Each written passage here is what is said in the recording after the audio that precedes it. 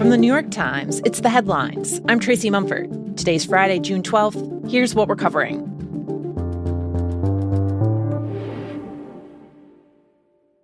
Today, SpaceX is making its debut on the stock market in what's poised to be the largest initial public offering in history. The I.P.O. is expected to not just break the previous record set by the oil giant Saudi Aramco a few years ago, but likely double it, valuing the company at $1.77 trillion. The stock's performance will be a barometer for how enthusiastic people are about Elon Musk and all the things he's promised the company will do, like putting data centers into space and even sending people to Mars. It will also test Wall Street's enthusiasm for artificial intelligence, since Musk rolled his AI company into SpaceX too. So far, the hype has been high, with investors going all in. But a lot of other people are also about to own a piece of SpaceX, whether they wanted to or not. That's because many Americans' retirement plans, their 401ks, include index funds that are going to automatically invest in SpaceX. In the past, you normally wouldn't get a newly public company in your index. There'd be a big lag time. It's for a number of reasons, but one of them is that stocks are very volatile in the early days and weeks and even months of trading as the market is established for them. Essentially, they're just much riskier. Maureen Farrell covers Wall Street for The Times. She says that earlier this year, according to two people familiar with the situation, SpaceX told the world's largest stock indexes that once it went public, it didn't want to wait to be included like normal. It wanted in ASAP. And some have now changed their rules to allow that. What we learned from our reporting is basically, in a lot of ways, the rules are being changed because of SpaceX. I mean, some of the index providers told us and have said that they didn't do it just for them, but it's been this idea that SpaceX is coming, so is Anthropic, so is OpenAI, some of the biggest companies ever. And there's a fear of missing out on these generational companies and missing out on the potential early gains there before they were in the index. We did talk to economists who said this decision was unprecedented and shocking in so many ways, because they're exposing investors to risks of a very newly traded company.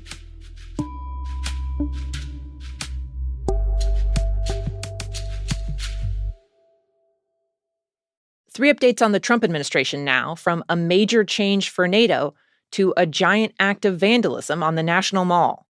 First, look, NATO is taking advantage of our country. For years, President Trump has railed against NATO, saying the U.S. was contributing more than its fair share to the transatlantic military alliance, which was formed after World War II. I'll say it publicly, we're very disappointed with NATO because NATO has done absolutely nothing. Now, The Times has learned that his administration is pulling back some key military resources, essentially scaling back the protections the U.S. has offered its allies in Europe for decades. According to two senior European officials, the U.S. plans to significantly reduce the number of fighter jets, reconnaissance planes, and warships that it has previously committed for NATO operations there.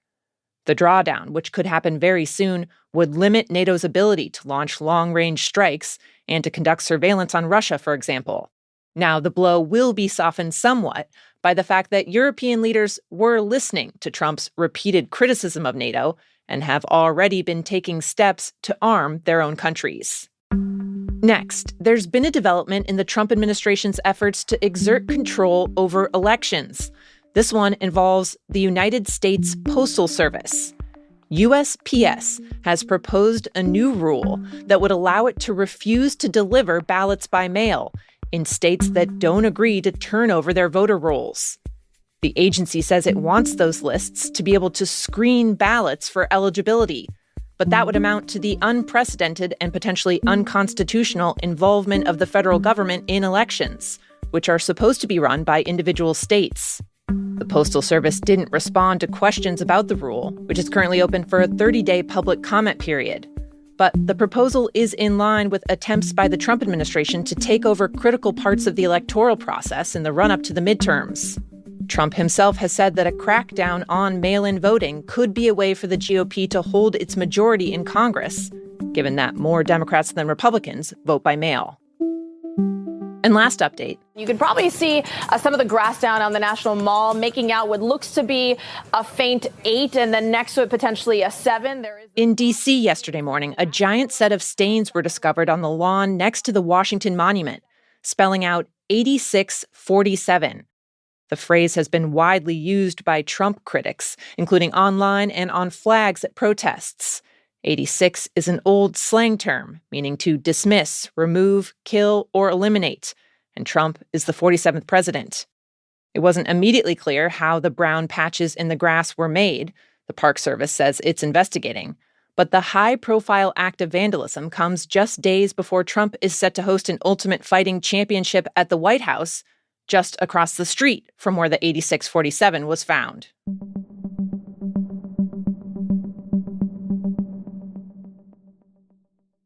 In Israel, The Times has learned that the government is on the brink of expanding its highly controversial settlements in the West Bank.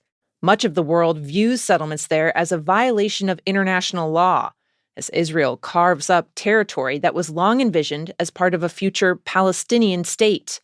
But Israeli Prime Minister Benjamin Netanyahu's government has a long-stated goal of preventing a state from forming there, and has authorized dozens of new settlements since taking power in 2022. Now, according to an official familiar with the plan and a draft proposal reviewed by The Times, the Israeli government is rushing to fund around 60 more settlements in what would be one of the biggest expansions in years. It wants this all done quickly before elections in the fall, in the hopes that it would then be harder for any future government to reverse course and remove the settlers. The official told The Times that Netanyahu's government has been trying to keep the new effort under the radar to avoid international attention.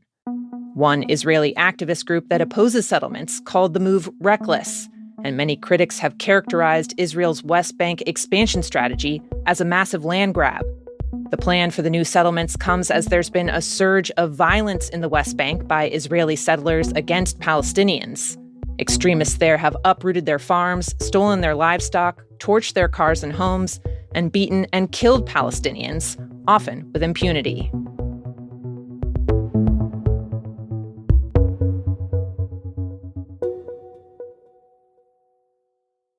And finally, I was at Audi Field watching a soccer game and I found one on my head. In big cities along the East Coast, there has been an uptick in ticks. If any of y'all have seen the thing about New York City having ticks. Experts say that tiny arachnids are no longer just an out-in-the-woods kind of problem.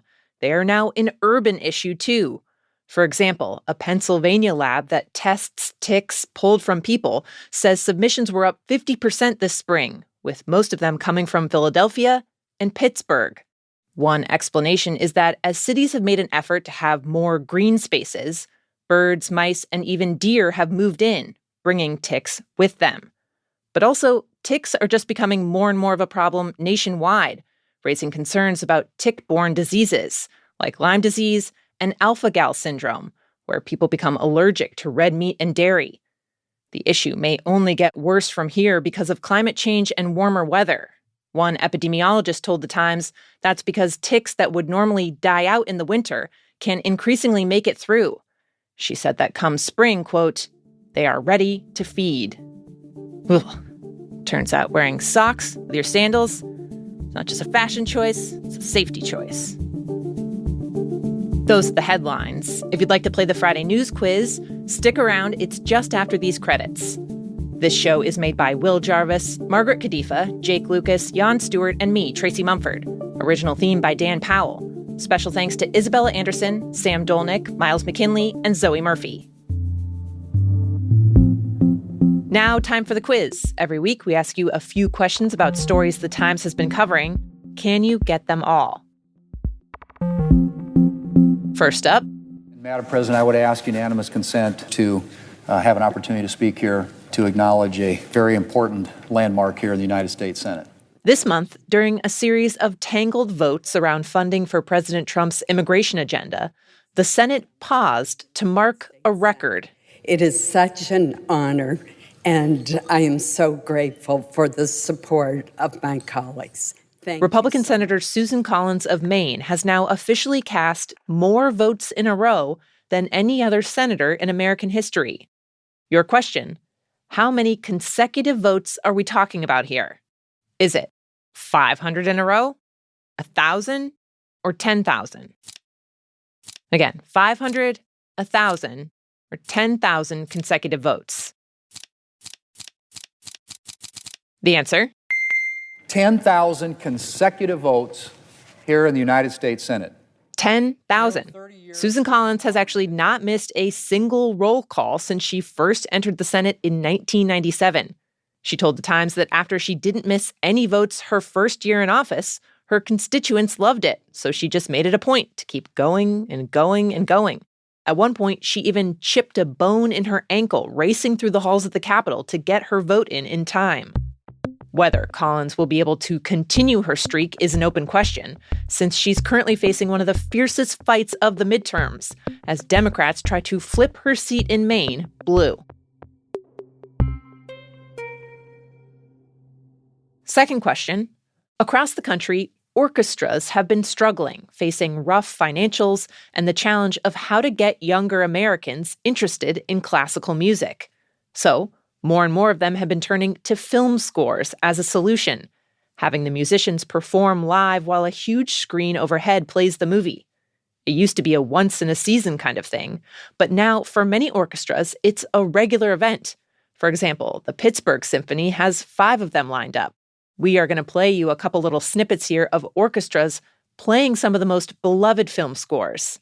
See if you can name the movie. Ready? First one.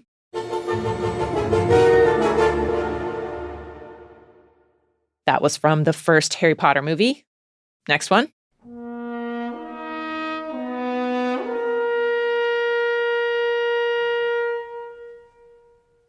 That is Jurassic Park. Number 3. It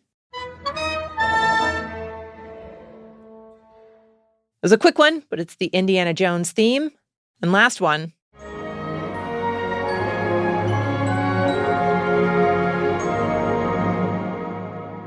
Would it help if I said, "Come on"? That is Home Alone. Now, The Times talked to some of the professional musicians who find themselves playing these pieces a lot these days. They said in some cases the scores can be more challenging than traditional classical repertoire because they haven't spent years training for them. But it does seem to be worth it. For the Minnesota Orchestra, for example, more than a third of the audience coming to the movie events has never been to a symphony concert before.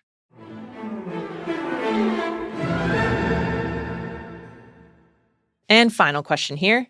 In London, there is a prestigious century-old club of magicians called the Magic Circle, whose members include huge names like David Copperfield.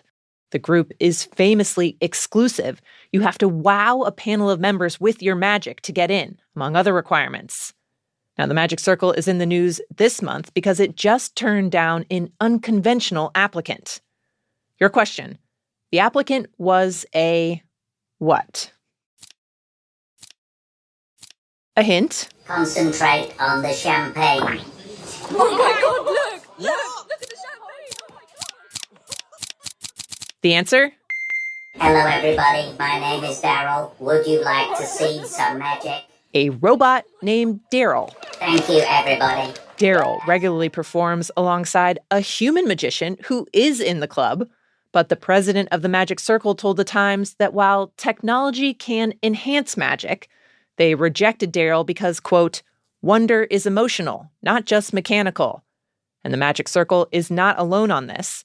The Society of American Magicians also says robots are not allowed. You know who is in the Magic Circle, though? Here's a bonus fact. King Charles. Yeah, King Charles.